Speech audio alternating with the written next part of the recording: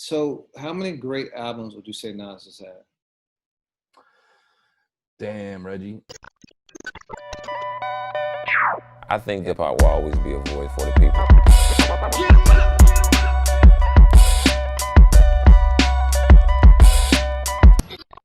Yeah, man, lots of great music on Friday. It's like a surprise, and I'm actually surprised it didn't happen sooner, Hmm. because typically we talked about this. June is when hip hop starts to heat up. Yeah.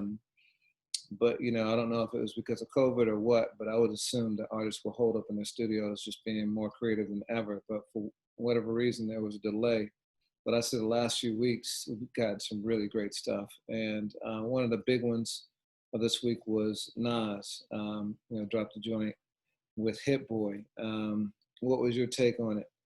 Well, I mean, let's drop it. Let's chop it up because I know your take on it, but let's talk about it with the fans because yeah, I mean, the name of the joint is Ultra Black. We knew over the last, I would say, 2 years, immediately right after Nasir, the Kanye West album in 2018, I believe an interview conversation with Angie Martinez, Nas, alluded to the next album being produced by RZA and Swizz Beats. We got some music on Swizz's project from Nas, even though he didn't produce it. And now this, as I understand it, is the first song belonging to a Nas project that we've had since. And what we learned, and you and I spoke about on the podcast, is his next album's produced by Hit Boy, who's done some well, wait a tremendous. minute, since Ye or no? Do you count the lost tapes? Oh, Really? touche, absolutely, great point. And you're absolutely right, because the lost tapes weren't. Some of that was new material. Some of that was more recent than the first lost tapes. Thank you for checking me on that. I don't want to go out like you talking about Lil Wayne. Okay. Um, but this is, and no matter what, I think we always, kind of look at lost tapes as a bit of a asterisk. Like, I don't know that we treat that like a studio album. It doesn't have the framing and the narrative. So here we go, boom, like the next new Nas album, right? Would you agree with me on that? Yeah, yeah, since Ye, right? And yeah, since Nasir, Oh, right. Yeah, man, I forget about Nasir. produced by Yeah, Ye, but yeah. and Hit Boy, as Nas has said, doing the whole album, done some tremendous stuff with the Good Music family, Kendrick Lamar, Good Kid, Mad City, and a host of other people. Hit Boy, put on a lot of newer artists over the years. So Ultra Black is like, the first full taste we're getting of this. Now, you didn't like the song. You liked the Now, substance, but you didn't like the song yeah, itself. I Is like that I right? like the sentiment. So for me, I think that most hip hop heads have a tricky relationship with Nas's catalog. I've never met anybody that said, hateful things about Omatic. I mean, our readers decided it was the greatest album of all time. It's certainly, in my top five, probably my top three. And I love other Nas albums. I've been that fan that goes to the store every Tuesday as they're opening the record store to buy the Nas album, even if I had the advance or not. I think that, Nas is a truly exceptional single picker. I know he gets a lot of criticism for his production year, but if you look, especially in the 2000s, I mean, really, even starting with the exception of Nostradamus, but, Nas is like on the IM project, like coming back with Premiere. You go into Stillmatic with Got Yourself a Gun. You got Made You Look with, Godson, Hip Hop is Dead, Thief's Theme. Like, Nas knows how to pick singles. And they really whet the appetite for the album. Ultra Black doesn't do that for me. It doesn't have the, captivation of the traditional like pre-album Nas single to me. Yeah, see, I think this is one of Nas's better releases since, man, Nas album done With Khaled. with Khaled. Yeah, this was Nas on a beat that, like, actually I could hear playing on the radio. I could hear it playing in a club. Yeah. It was high energy Nas. He's talking about something, and most importantly to me, and this is the critique I've had of some of his releases over the last several years, is that he was really locked in on his cadence. His Mm. flow was really meshing with the beat. And there have been many times over the last few years where it didn't feel like he was either in the studio with the person, or maybe they changed the track out or something like that, but he didn't feel like he was riding the beat like he could, you know. And that's a big part for me. So I thought this was one of his best releases in quite a while, you know, not counting the Pete Rock joint that he did, Queensbridge, Which was on Lost Tapes too. Yeah. projects, or yeah, because I think that was recorded back in 2013 or something like that, somewhere around there. Something in there. Yeah. But yeah, man, I thought it was a really good release. But so then, does this make you skeptical of what the Hit Boy album is going to be? I don't want to do that. I mean, I'm funny because, like, I mean, I've had a tricky relationship with the NFL in recent years, but I grew up idolizing the Pittsburgh Steelers. And I remember, like, historically, the Steelers would just really struggle in the preseason, and then the season would start and they'd be, many years, not all years, like a playoff contender. So, as much props as I give Nas for his singles, maybe this is that. I mean, I really like the 2008 Untitled album. The one he wanted to call the N-word. And, when his first single from that was Hero with Kerry Hilson. And that was another record that wasn't Nas trying to be, Uzi in his army jacket lining again. It was him making a song for those times. And I thought that was a very good album that doesn't get enough props. This one I hope to hear on radio, but I'm always skeptical. I don't know that Nas ever embraced like that in the mainstream. And you and I on this platform have debated the merits of singles in general. But, I'm sure there will be something there. I didn't think that this was Hit Boy's finest hour. I thought that the concept, the repetition, I think that Nas is above. And to your point, I mean, Nas' album Done was a really cool joint. I got to look at Echo, the song that Nas did on Swiss Beats album, which was produced by DJ Scratch, which was nuts to me. And the joint with Amy Winehouse, was that with Salaam Remi? Right. Yeah, there was that. And then there was New York City Housing Authority, which was a Dave East Lucy, which we posted on Ambrosia. I really liked. I mean, Nas has proven himself to be razor sharp, but I don't know. I don't know, but this one, I played it once I knew that you liked it too, which is something I do a lot with my friends that I have differing tastes with at times, but whose opinions and flavor I trust. I played it again and again, and cool song. I'll never be upset about new Nas, but it's not the one that makes me chomping at the bit for release day Friday. And we disagree on music quite a bit. It's interesting because we'll often like the same albums, but we'll end up liking different songs on that album, right? Yes. And I torture you with some of my playlist selections, and eventually I beat you in a submission because you have to listen to them over and over again, and you become programmed. Yeah. Like J Rock, the joint, the J Rock bonus track from his last album. You remember what it was called? The G Funk joint. Yeah, no, I know what you mean. And you and I, in front of Amanda, had a kind of a contentious debate over whether or not it was G-Funk. And I came around weeks or months later and I was like, yo, you were right. And then I really liked the joint that he did with, what's my man from Detroit that works with Timberland, on the same album. And that was one you weren't feeling too. Yeah. Do you think this is one that T Grizzly?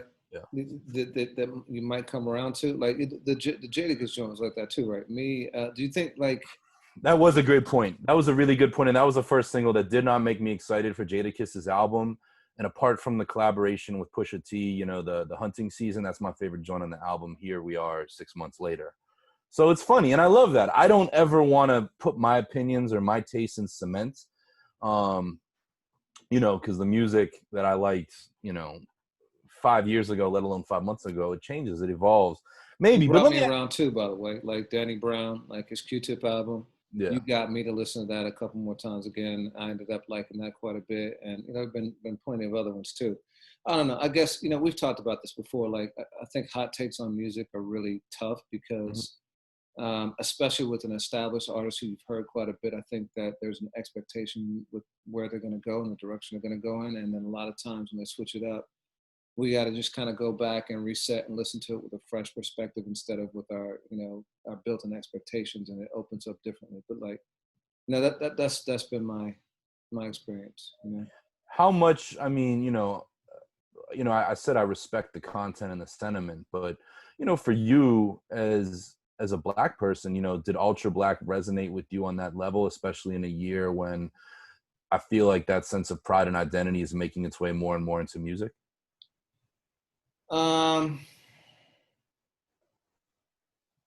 of like, dude, I don't know. I've become so cynical. Like, we're in an era where I've seen a lot of stuff co-opted, and I always question whether what the message people are putting forth is sincere or just trying to ride a movement.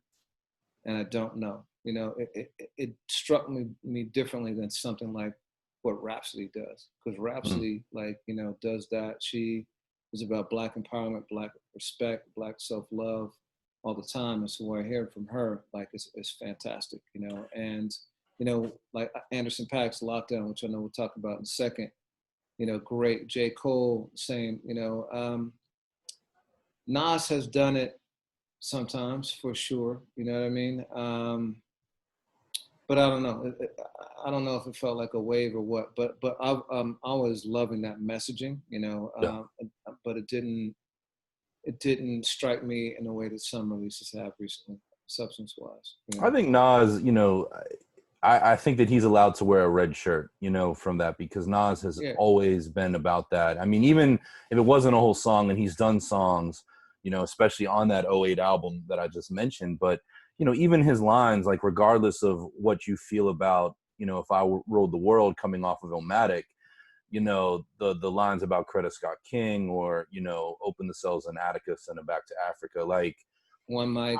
I mean, he's got yeah, tons of joints. I'm not yeah. trying to say he hasn't. No, He's yeah. just, But I could never really accuse Nas of doing that. Even in, I know the Nasir album that Kanye produced, you know, took its lumps in the critical circle, but, Cop Shot the Kid really came at a time when, and especially the video was, the mini movie and the video isolated were so jarring to what's going on today, but what was going on in 2018 too. Yeah, so how many great albums would you say Nas has had? Damn, Reggie.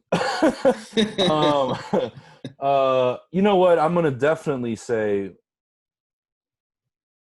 it's funny, like, definitely the first two. And I know that It Was Written is a very polarizing album, as polarizing as any album I can think of. I appreciate it more in 2020 than I did in 1996. I love different things about that album, sort of like we're talking about different songs stand up. So those are for sure two. This is not, people may fight me on this. I think The Godson is a better album than Stillmatic. Not I a agree with popular that. I opinion. Oh, agree you with that. do? Okay. Yeah. I'm gonna say three.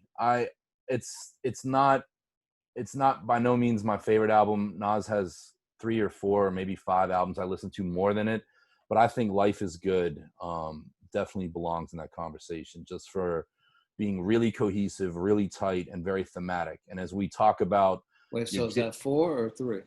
I'm gonna You said say the 3. first. You said the first two, You Godson, or no?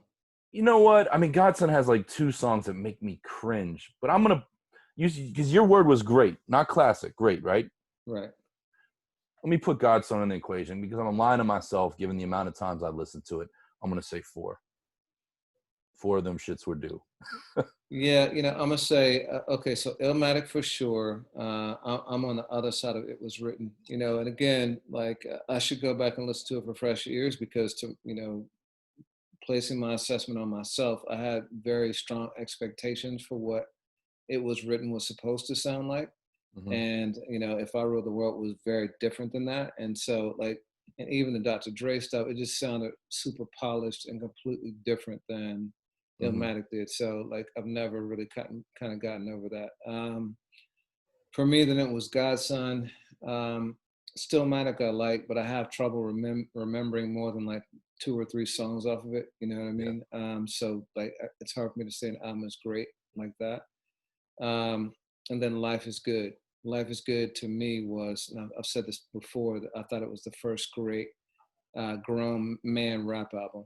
You know, he's talking about divorce. He's talking about being a single father, raising his daughter. He's dropping jewels on that album. Hmm. I thought it was fantastic. I thought it was what it laid the blueprint for albums like 444 and what Royce has done, you know, to come Ponte, after. yeah. Yeah. So that to me is like, that's probably for me my second favorite Nas album, you know, to Hmm. Illmatic. So yeah, what is that? Three? Yeah, I'd say three. And so our list looked the same. Except I left It Was Written Off. Yeah. Yeah, yeah. Yeah, and I hear you on that. And it's funny. I mean, yeah. And I watched that discussion go on Twitter to this day, you know, and um I hadn't, you know, I was 10 when Illmatic dropped, and I was 12 when It Was Written dropped. So I knew the singles. I'll admit it. Like at 12 years old, I did not own Illmatic. I owned it after It Was Written. So that changes context quite a bit. I mean, I knew like It Ain't Hard to Tell, and I knew a couple of joints from like Mix Show Radio. But yeah, I mean, it frames things. But It Was Written, yeah, you know, I've really appreciated with time.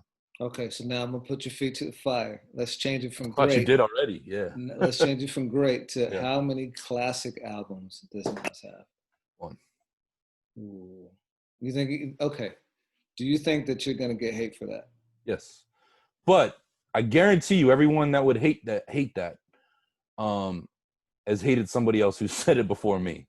You know what I mean? Like, uh, yeah. And you know, I, I, yeah, I've made that. You know, I mean, if we're talking 5 mic albums, um, one, and it's one, you know, it's one that not many other artists have something that can beat. Isn't that amazing that he has one in your opinion, but it is still, you know, in a lot of people's minds, the greatest album of all time? I mean, like Yeah. that's crazy. It is, and it's not his best selling. I mean, you know, it obviously spawned a documentary, and it's entered the lexicon of hip hop fans. But yeah, you know, and I noticed, just maybe I'm well. Do you agree with me, or do you say I do two? agree. You know, I just looked up Life is Good because I wanted to make an argument for Life is Good as well. You know, but I can't. It has some phenomenal songs on it. Stay, you know, Bye Baby, A Queen Story, I even love Nasty, which is the braggadocious, you know, that joint. You know, Daughters is yeah, fantastic. I love Accident Murders with Rick Ross, although I know that's probably controversial with people. You know, I think it has a lot of phenomenal songs, but it's not a classic album. I mean, which, you know, for me, classic is, I'll give one or two skips depending on the length of it, you know, but any more than that to me is not classic. And you know, uh, Illmatic is pretty much yeah. unskippable, you know. I mean, Illmatic, you know, you'd be hard pressed to find people that can't write out the ten songs. Like you should know them, and you should be able to rap along with it. Yeah, And you know, I can't do that with a lot of other Nas things. Like I know my joints, but even Godson, which I said there's a few joints, cringeworthy joints that I skip over. But you know, I think I can do 60% of the album if I write it out in my mind. And I've listened to that album a ton. I mean, I bought it the day it came out. So yeah, I agree with that, and that's just a hard truth. And I do think that Nas, as he's done so many times, whether with a Lucy, with a single, with a guest verse, he can come and remind you why he is one of the greatest to ever do it. But I really hope, especially now that we see that Nas is completely independent, you know, um, on Ultra Black, I mean, labels are labels, but to me, when I looked on Spotify, it says only Mass Appeal, no more Def Jam, obviously no more Sony. So I would hope that Nas has total creative control. And at this juncture, I really hope that we get that second classic, you know, which we've seen artists do, and he's capable of it. well, you know, I actually think he probably benefits from a strong A&R person. You know, I think that Faith Newman kind of played that role for Illmatic. You know, And so Extra P, yeah. and yeah, yeah, large professor for sure. But like, I don't know. I think maybe he would benefit from that. But is Nas a top 10 rapper? Top 10 NC? Yeah, yeah, Can you and be a top 10 NC with one classic album? most definitely, you can be a Hall of Fame athlete with no Super Bowl rings, or championship rings. And yeah, and Nas has that, and he has it early. And I do think he is top 10 all time because I'll say this as a fan, his words, his verses, his impact are indelible. They're stuck in my head. So yeah, all day long. I don't question that at least, and I don't say that to try to keep the Nas hive at bay. Mm-hmm. Do you think so? Man, I'm trying to think of people who have multiple classic albums, right? Okay, so Jay has got, in my opinion, four. Are we Kendrick. doing solo artists or? No, I'm gonna go Okay. through it. Jay has four. Yeah. Kendrick has four. Outkast, I think, has three or four. A Tribe has like two, maybe three. Um, the Roots have one or two, right? Um, Yeah, maybe more. Yeah. so then you got Wu and all those guys that they have one classic album for sure. Under the But if crew you put, belt. but Yeah. if you break it out into the groups, then like Ray's got one. People might say Ghost has got one or two. What about Uh, Snoop? I mean, Snoop and Nas, and I don't mean to derail the conversation, but Snoop and Nas have very similar catalogs that way. They both live in the shadows of their debut. I think And Snoop has two classic albums. Blue Carpet Treatment, Exactly. Yep. Yep. which folks, Yep. hip hop heads know, but it didn't have a groundswell around it. Not even compared to the stuff he did with Pharrell and but you're absolutely right. That is, if I'm grabbing Snoop's catalog from a burning building, that's the second album I grab. Okay. Pop has one classic album and one One to close two. to classic Yeah. album. Then let's go back to the 80s. Let's say Run DMC, I believe, have two classic albums. Um, Eric and Raw, Eric and Rakim have two classic albums. maybe three. Yeah, I mean, so I don't know, man. You start looking at it like that. I don't know. I think it gets interesting. I think it But gets really, really interesting. to bookend the conversation, this part of it, like Nas's impact is nuts, and as an MC is totally different than I think catalog. Catalog matters. But even Nas, I don't think there's an artist that can be more criticized for his production choices than Nas, possibly Snoop. But with Snoop, it's just like, damn, you didn't get Dre. and then Snoop continues to duck and dodge that and make other producers great. With Nas, there's a host of us, perhaps myself included, that want him to work with that Illmatic lineup again, and hold him to that. And anytime he deviates, we're like, oh shoot. So I don't know, but Nas's impact, take away the beats, just as an MC, that's cemented top 10 all day long. I think Eminem and Nas are similar. I would only give M one classic album. Yeah, I mean, a lot of people debate even that. I give him that, and I think sort of like what you said with Pockets close to two. I think the Slim Shady LP is really, really, really overlooked, and it's right there. But all day long, Marshall Mathers, yeah.